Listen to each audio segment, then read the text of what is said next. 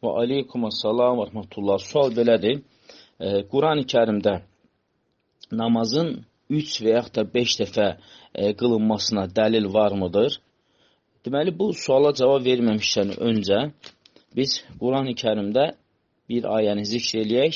Allah Subhanahu taala Quran-ı Kərimdə buyurur ki: "İnnes-salate kanat alel-mu'minina kitaben mevquta." Həqiqətən də namaz möminlərə günün müəyyən vaxtlarında fərz edilmişdir.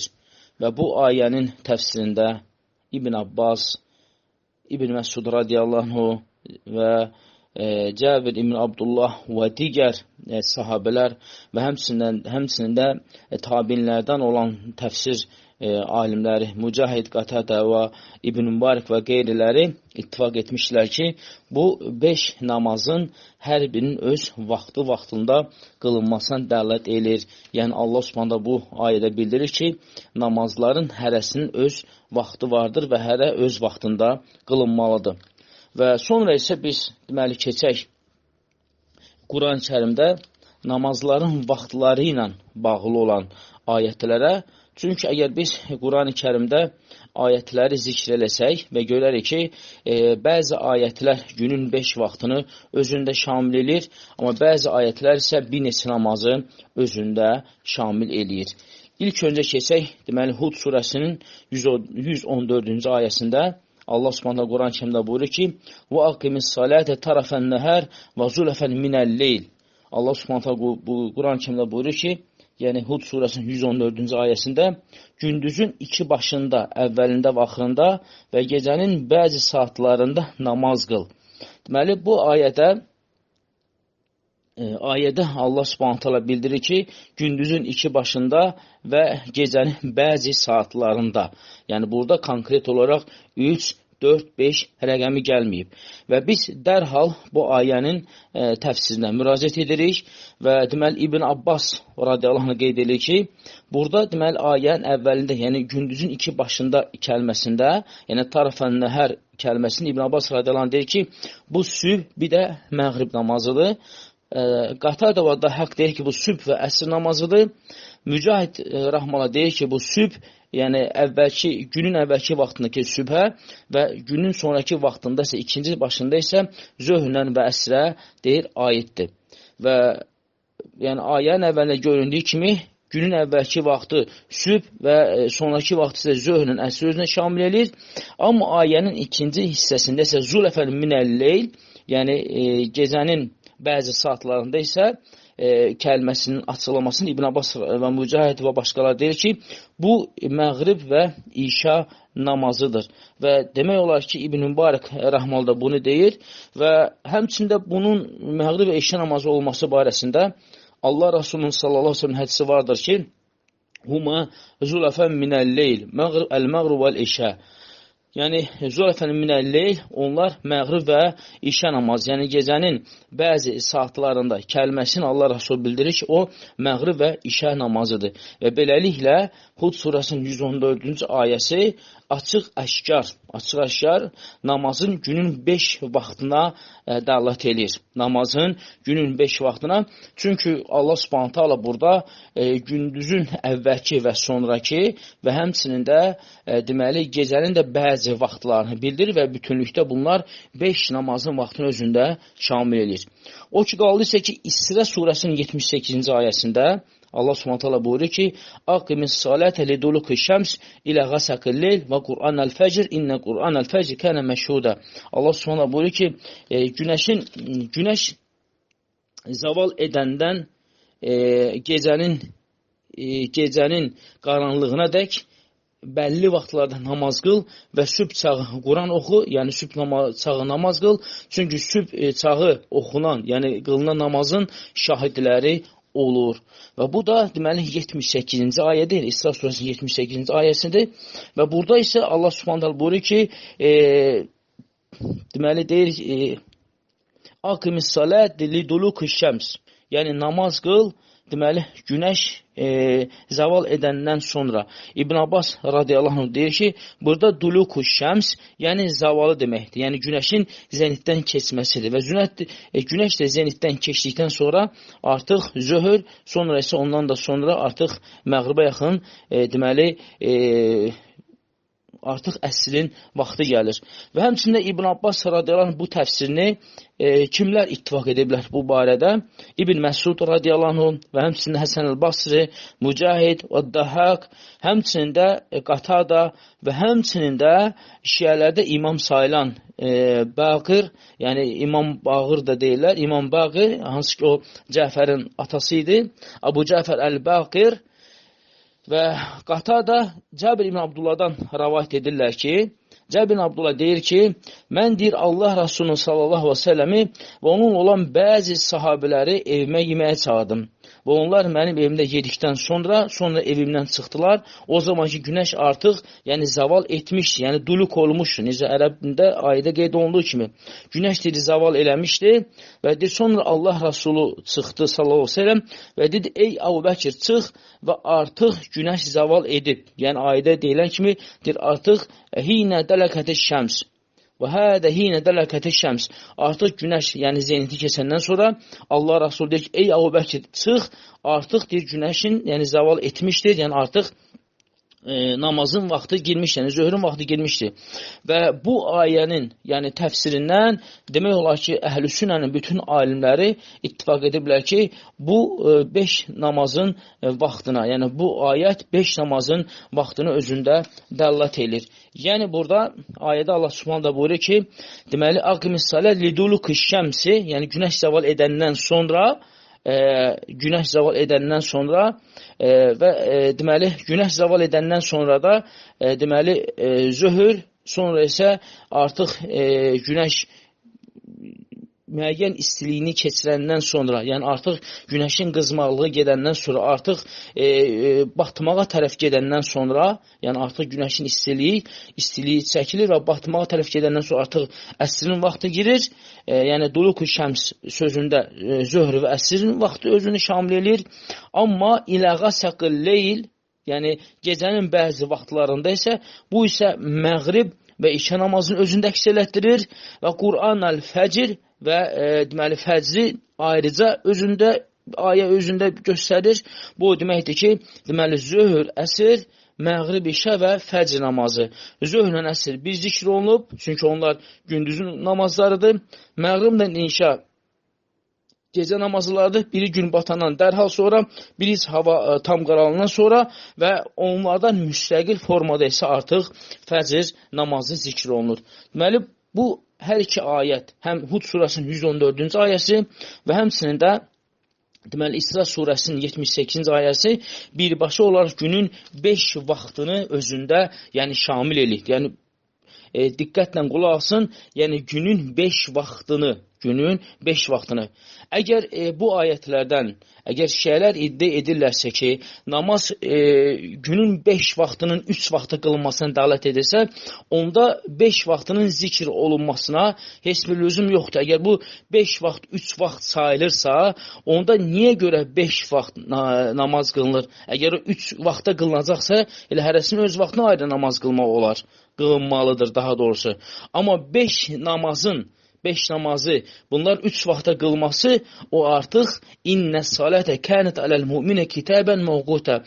Namaz möminlərə günün müəyyən vaxtdan fərz olmuş ayəsinə, yəni müxalif çıxır. Çünki 5 fərz namazını 3 vaxta qılmaq, o ayətlər arasında sanki uyğunsuzluq yaratmış olur. Bu da təbii ki, batildir. Çünki açıq-aşkar Allah Subhanahu taala deməli hər iki ayədə, həm Hud 114-cü ayədə, həm də İsra surəsinin 78-ci ayəsində Allah Subhanahu günün 5 vaxtını burada bildirir. Həmçinin burada deməli başqa ayətlərdə isə deməli Allah Subhanahu taala bütün 5 namazı deyil, 2, bəzində də 3, bəzində bir neçə namazı burada bildirən ayətləri bizə bildirmişdir. Allah Subhanahu taala deməli Nur surəsinin 58-ci ayəsində Allah təala buyurur ki: "Ey iman edənlər, sahib olduğunuz kölələr və həddi buluğa çatmayanlar yanınıza girmək istədikdə qoy onlar 3 vaxtda sizdən izin istəsinlər. Sübh namazından əvvəl, günorta vaxtı paltarınızı çıxartdığınız zaman və işa namazından sonra." Yəni, bu ayədə açıq-aşkar sübh bir də işa namazının vaxtı göstərilir. Baxın, deməli, ayədə Allah Taala açıq-aşkar buyurur ki, sübh namazından əvvəl bu bir və deməli, günorta vaxtı paltarınızı çıxartdığınız zaman bu vaxtı, yəni o vaxtı izni almalılar və bir də işa namazdan sonra, yəni ayə açıq-aşkar iki namazın vaxtını burada bildirir. Sübh bir də deməli, işa namazının.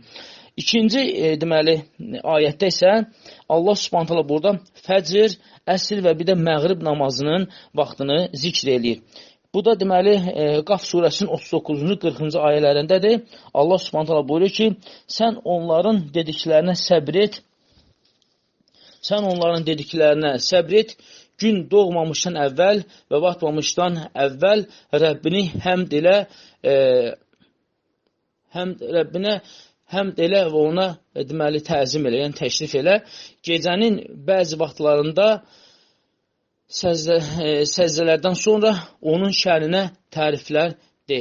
Yəni bu ayətlər, deməli 39-cu 40-cı ayətlərdir və burada açıq-aşkar Allah Subhanahu taala deməli bildirir ki, gün doğmamışdan əvvəl, yəni bu artıq sübh namazına aiddir və batmamışdan əvvəl bu əsr namazına aiddir. Allah Teala buyurur ki, və batmamışdan əvvəl Rəbbinə həmd ilə təriflə.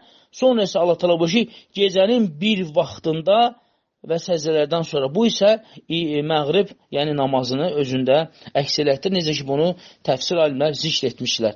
Həmçinin də Allah Subhanahu taala Rum surəsinin 17-ci 18-ci ayəsində fəcr, zöhr, əsr, bir də məğrib, bir də işa namazının vaxtını zikr eləmişdir. Allah Subhanahu taala Quran-Kərimdə buyurur ki, odur ki, siz axşam çatanda və səhərə çıxanda Allahın şərəfinə çoxlu tərif söyləyin.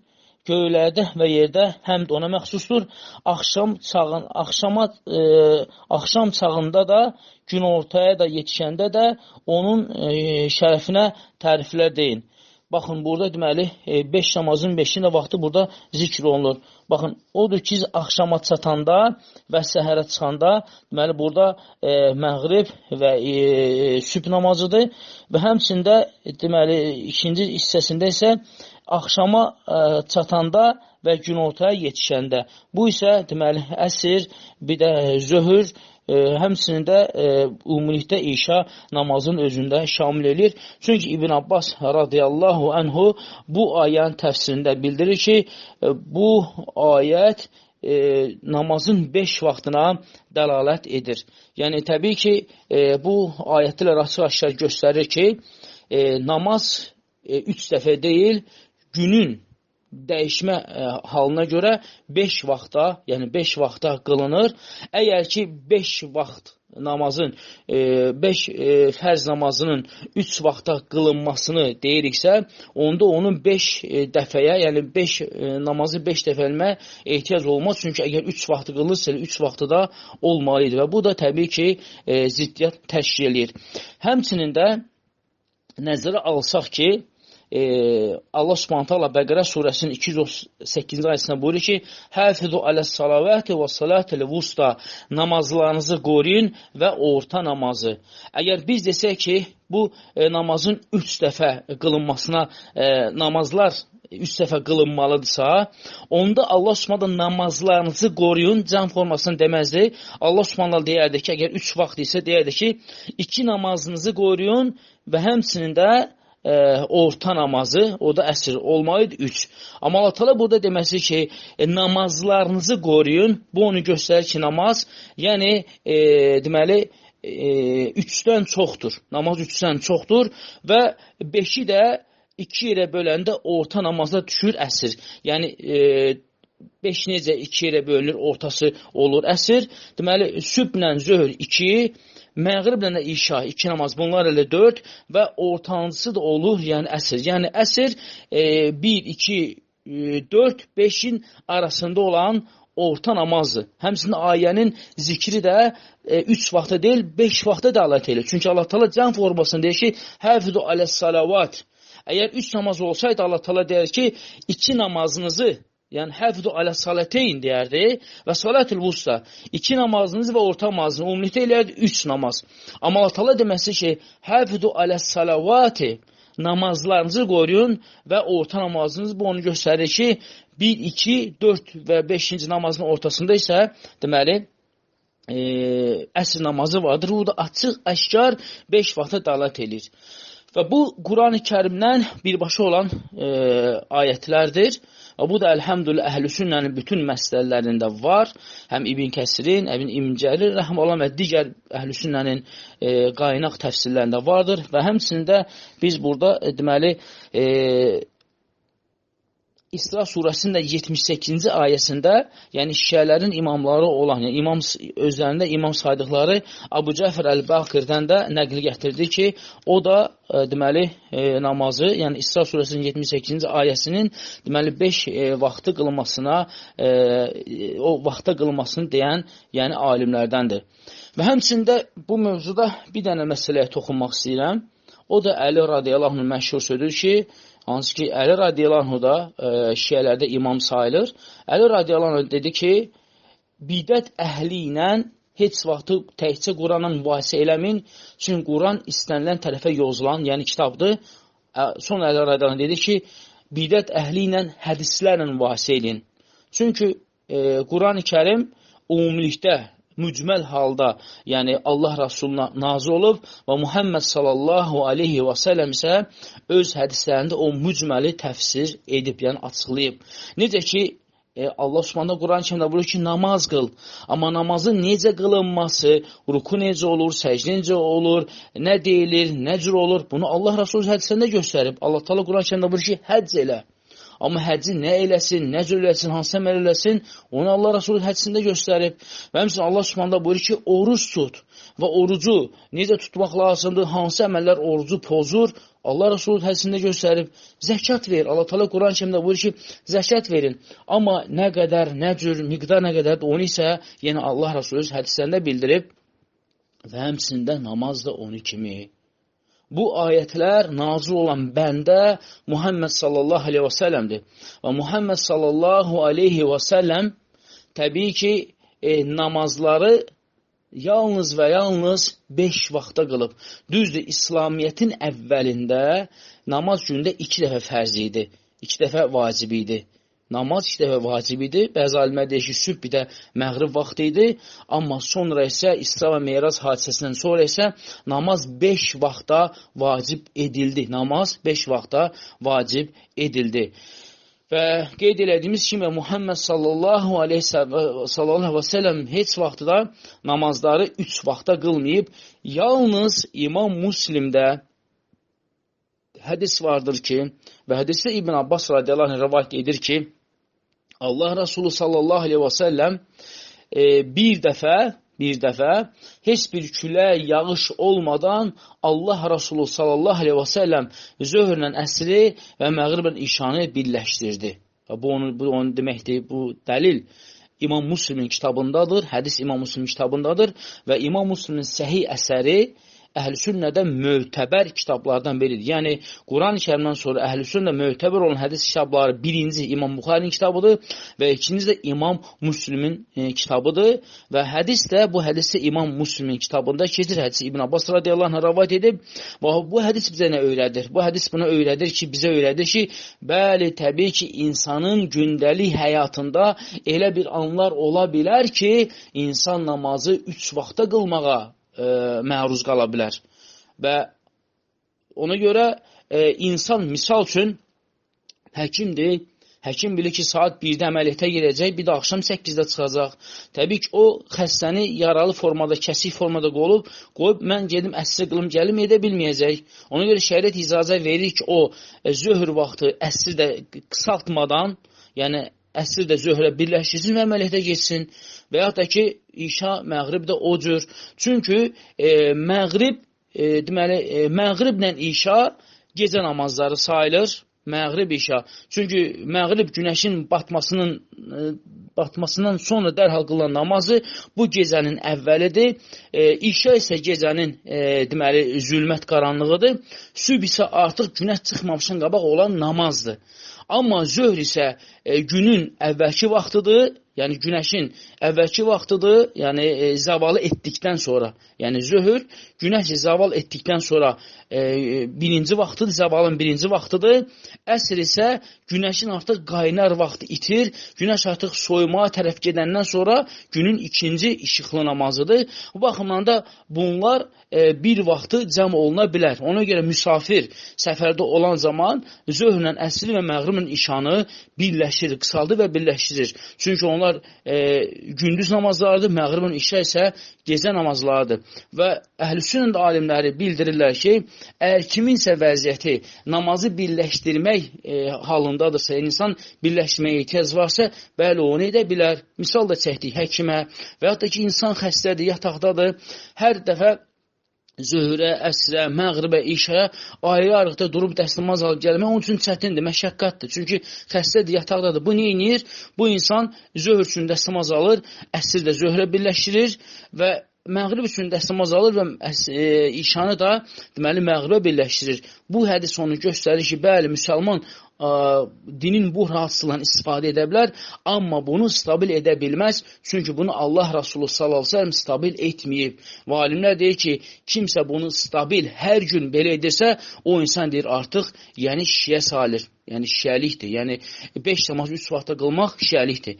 Və ümumilikdə, bəli, amma yalnız bir hədisdə, İmam Müslimin hədisində Allah Rasulü sallallahu aleyhi ve sellem namazları birləşdirib qılıb. Amma digər bütün rivayət, yüzlərlə rivayət vardır ki, Allah Rasulü sallallahu aleyhi ve sellem namazı öz vaxtına qılıb və buna dəlil isə deməli İbn Abbasın hədisi var, İbn Məsudun hədisi var, Osman radiyallahu hədisi var. Yəni kifayət qədər bu barədə hədislər vardır ki, Allah Rasulü sallallahu aleyhi ve sellem namazları öz vaxtına qılıb və həmçində digər hədislər də vardır ki, insanın günahları zöhrlə əsr arasında bağışlanır, əsrlə məğrib arasında bağışlanır və məğriblə işə arasında bağışlanır və işədən sübh arasında bağışlanır.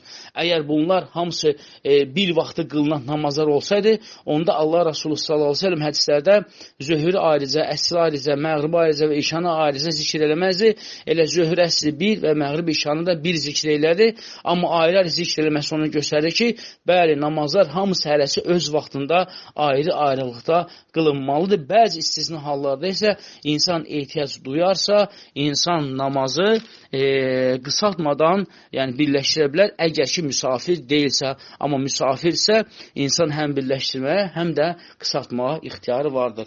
Və ümumilikdə olaraq, yəni biz deməli, bu deyilənləri nəzərə alsaq, biz onu görərik ki, həm Hud surəsinin 114-cü ayəsində, həm İsra surəsinin 78-ci ayəsi və həmçində deməli Bəqərənin 238-ci ayəsi və həmçində Nur surəsinin 58-ci ayəsi və həmçində Qaf surəsinin 39-40-cı ayəsi, ümumilikdə həmçində Rum surəsinin 17-ci, 18-ci ayətləri ümumilikdə ona dəlalət edir ki, bəli, namazlar hərəsi öz vaxtında qılınmalıdır. Əgər kimsə namazın 5 vaxtdan 3 vaxta qılırsa, o insan Allah Rasulunun sallallahu aleyhi və səlləm yoluna müxalif çıxmış olur. Və biz də Quran-ı Kərimdən bilirik ki, Allah təala buyurur ki, və atiyullah və atur rasul, Allaha itaat edib onun Rasuluna itaat edin. Həmçinin Allah təala buyurur ki, və mə ətəkumur rasul fəxuduhu və mə nəhəkum anhu fəntahu. Allah Rasul sən nəyi versə onu götürün, mədədən çəkindirsə ondan çəkindirin. Və həmçinin digər ayətlərdə Allah Subhanahu taala ona və onun Rasuluna asi olanları cəhənnəm odu ilə yəni qorxudur. Ümumilikdə isə bəli, biz Quran-ı Kərim kimə nazil olubsa, bu ayətlərin tətbiqində də həmən insanın elədiklərinə baxmalıyıq və o insan da Muhammed sallallahu aleyhi ve sellemdir. Və beləliklə də bu açıqlamalarla biz haqqı istəyənlərə yol göstərdik. Kim istəyirsə haqqa gəlsin, haqqı görsün, ona tabi olsun. Amma kim istəmirsə haqqa tabi olmaq, elə öz zəlalətində qalsın və Allah sonra bizi eşidib fayda alanlardan eləsin.